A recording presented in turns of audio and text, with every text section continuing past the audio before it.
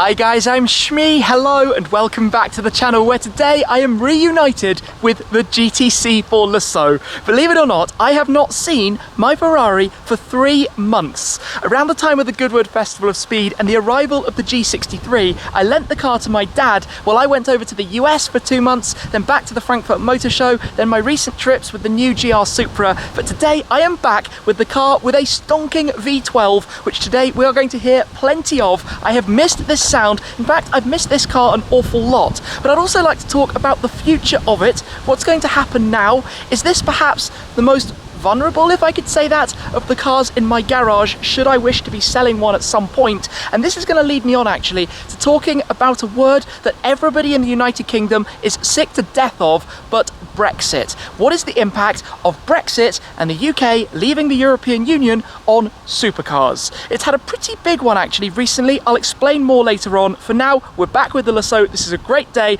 The sun is out. Let's enjoy it.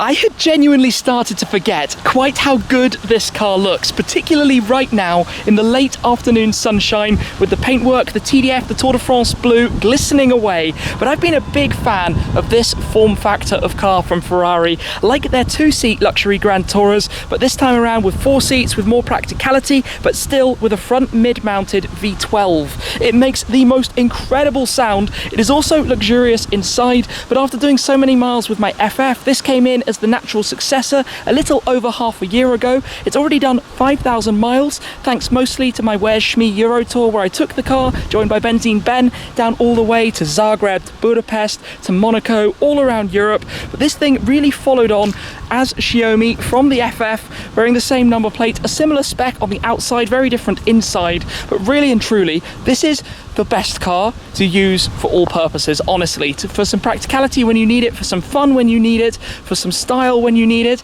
also for some sportiness. The Ferrari 3-door hatch, shooting brake, whatever you want to call it, estate car, has been one of the absolute best. But I tell you what, out of all the cars in my garage, it's not really a limited edition. It's the only car out of the 10 cars I currently own that I didn't actually buy new, so I didn't spec it myself, I didn't own it and do the first miles out of the dealership myself, which takes away a small bit of the personality of it, I think, or the importance of it to me. But let's just come around because it is really, really windy. It's a lovely, lovely day. There's a lot of wind going on, so I'm sorry about that, because the most important thing is actually to fire this up and to bring it into life. So let's give it a little press of the button here. There we go. That's what I'm talking about, even in comfort mode. But we've got the exhaust valve opened. Oh, let's just turn the radio off for a second.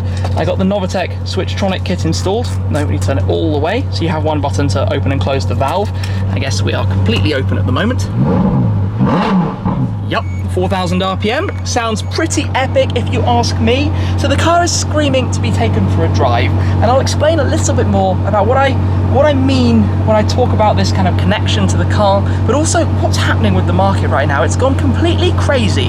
It is totally bizarre for this time of year to be driving here in the UK and the weather to be this good. The stereotypical weather is gloomy, wet, miserable, grey, grim, not blue skies and sunshine into a lovely evening. But that's a great time to be back at the wheel of the GTC4Lusso. So like I said, I have not driven this car literally for about 3 months. So it is great to be driving it again. We are heading straight to a twisty road to go out and actually enjoy it. But while I've been gone, my dad has used it. I think he's driven maybe 500 miles or so. He likes the car a lot. It's actually his favourite of all of my cars, and it's not good to leave a car like this in storage not being driven for quite that long. A Ferrari likes to be driven and not ignored. So basically that was the plan, that he would take it out to a few different things. He's been through a couple of tanks of fuel. He also took the car as well to a charity event where he drove it around on an airfield, I think, a track day kind of event, where some of you have actually been in here while I was over on the other side of the world, which is quite a crazy kind of strange thing. But hey, we've got a V12, 3 passenger seats, perfect car for the purpose. Anyway, we are now on a twisty road, so let me press auto. We're in sport mode and start to downshift a little bit. It's too well insulated almost. You don't get all of the sound, but there we go, second gear.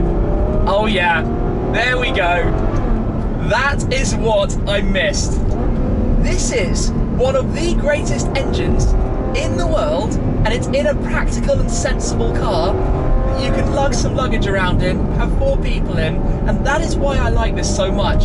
I think Ferrari have an absolute masterpiece with their V12 engine. The naturally aspirated, or 6.3 in this case, 6.5 in the 812 Superfast. But when I say this is the one car that you can use for everything, I mean that out of all of my cars, if I could only use one, and let's say money is irrelevant, exclusivity is irrelevant, not that this is exactly a particularly common car, this is the car that can be a dialed-in, exciting driving experience, but can also be a comfortable, practical, nicely equipped, usable car.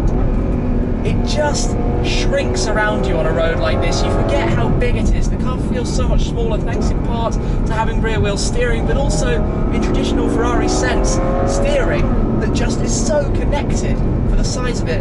That comes down a little bit to how thin the front tyres are, which does mean they wear quite quickly actually. Oh, down into first gear, and all of that's with the windows closed, where it's super insulated. Anyway, let's just take it a little bit easier, cruise along for a moment as we go through a village. So the thing to talk about then is what is happening to the market right now. What is going on? Well, we've basically been living in a period of a bubble. The last 5 to 10 years, it's been exponentially ballooning prices on classics, limited cars, investment cars, and the whole, I think, supercar world kind of lost its marbles a bit. Over the last year, 2 years, maybe 3 years, some of the cars have started coming back down towards the more sensible price range where they actually should be, and that's obviously having a very, very, very big impact, because as soon as the super rare stuff comes down, all of the more normal cars start to come down as well, and that's where a car like this, the GTC4Lusso, or say the AMG GTR, stuff that's really cool, but it's not super exclusive or limited in numbers, and wow, that sun is really low in front of me, really starts to suffer. It's a game of supply and demand, right? You have manufacturers now producing unbelievable variants of everything that are limited to this, that and the other, limited numbers that are 1,000 units, 2,000 units, they're not even really limited anymore. And there are so many different ones. You know, Ferrari producing more cars than ever, Lamborghini more cars than ever. I think similar stories from McLaren, Aston Martin, you name it. Everybody is making so many cars, and it doesn't take a genius to work out that basically the bubble has burst, and these are all going to start getting hit hard. And what you see on the used market right now is that so many buyers are seeking a bargain and chipping in such low offers for cars to buy, and in some cases, of course, they get accepted because the sellers want out of their cars, so they'll take a cut price on it. But it means something like this, which I will add right at this point, I did not buy with the intention of selling anytime soon. I expected to keep this car for 2 or 3, if not more years, especially with the Ferrari servicing pack. It's so good to drive that they offer with the car, sorry, small distractions. So I'm not too worried right now, but a Lusso or an expensive car, particularly a big engined car, is going in a very, very interesting way. Another thing that I think is going to happen is you might be aware, I certainly am from the amount I travel and people talking to me, obviously, about climate change and the environment and how aviation is impacting that and what needs to be done. And of course, lots of companies are working on this, but flight shaming has become a thing. I certainly get told about it from some of you guys, and I'm aware of it, and I'm trying to work on what options we can do. But when cars and combustion engines start to be even more superseded by electric vehicles, I slightly wonder if we're going to have a world with combustion engine shaming. Is this going to be a thing that driving a car like this is a faux pas, like smoking or other things that have changed even in my lifetime, and there are many more equivalents I'm sure we can come up with.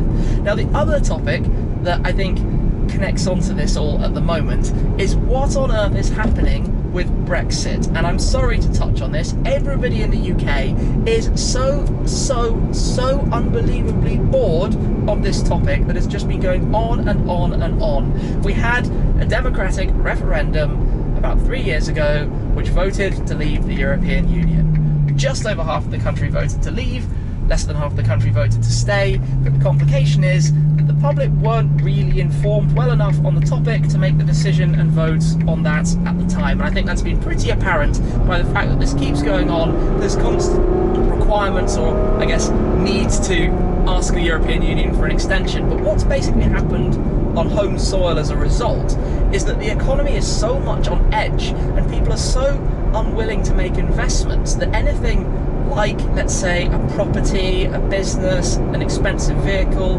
are all suffering as a result because people don't want to put 6 figures, 7 figures into assets where the market is so uneasy and so unknown. I mean, it makes complete sense, and that harms especially what's going on here. The currency, the pound has fallen to lows in however long against the dollar. It's actually fairly incredible how not all that long ago, it seems, in my life it was basically $2 to a pound, and now it's kind of 1.3, and that seems pretty normal. So things have changed an awful lot in not much time, and these combined factors basically mean that a car like this is going to tumble hard, I think, in the next year or two. Being completely honest about it, I want to own and enjoy and use the car, but we all have to consider these things. The market's going in a crazy place, and what does that mean for me with the cars that I'm choosing to add to the collection? I mean, I love cars, I want to grow a car collection. That's one of my biggest dreams, is to own and enjoy and experience some of these cars while we still can, before we have a future where, you know, something like this might even be banned from driving on the roads whatsoever, completely. But the reality is that it's going to cost a lot of money to do so. It's going to cost a lot of money to do so, and this might change things that I have planned on the channel in the future. I'm thinking about it like everybody. I mean, there's a price where the enjoyment is worth it, right? Different things, and you don't need this many cars. I'm the first to admit that. It's stupid. It's all basically because I like growing the collection, I like the experiences, and I like sharing what the different manufacturers are like, and some project cars, some supercars, some Grand Tourers, some really exclusive stuff to keep and look after forever, and maybe, you know, something like the 4GT, maybe I'll be lucky enough in the future to hand that down to a grandchild or something. How epic would that be? That's kind of the way I'm looking at it, that I was lucky enough to be in this position, especially with business, and also to secure an allocation for a car like that. But at the end of the day, it's a very sketchy place. It's changing in a quick way, and I think it's going to take a lot of people by surprise. All I know is that when we do have the opportunity to do this, and to drive a car like this, and to pop the window down, and to enjoy the red line like that. Oh, that was nice. It's that Turbo S Cabriolet in light blue. It's got to be done. It's got to be done as much as possible, and that's why this car is right up at the very top of my list. Anyway, I'm enjoying the drive. I'm going to keep cruising just to, I don't know, take it in, right? Just to have a good time, because I haven't driven this for far too long. It's been in good hands with my dad. It's been well looked after. Some of you have spotted him while he's been out and about with it as well. But back here, not for long. In fact, I'm very shortly about to head off again, and I'm going to leave the car, I think, back with him while I'm gone. Maybe it needs to actually go for a small warranty recall thing to be done, to do with like the door handle mechanism or something. Not a big deal at all, just in case it gets jammed. But oh, it's so good. It's so good. Should we go around the roundabout and have one last really nice acceleration sound? I think we should. I think we should do that. It would be criminal not to. So let's head. Which way is going to be best? That's the challenge. Okay, all the way around, all the way around. Right, this is going to be good. Completely empty. This is what the engine in this car is all about.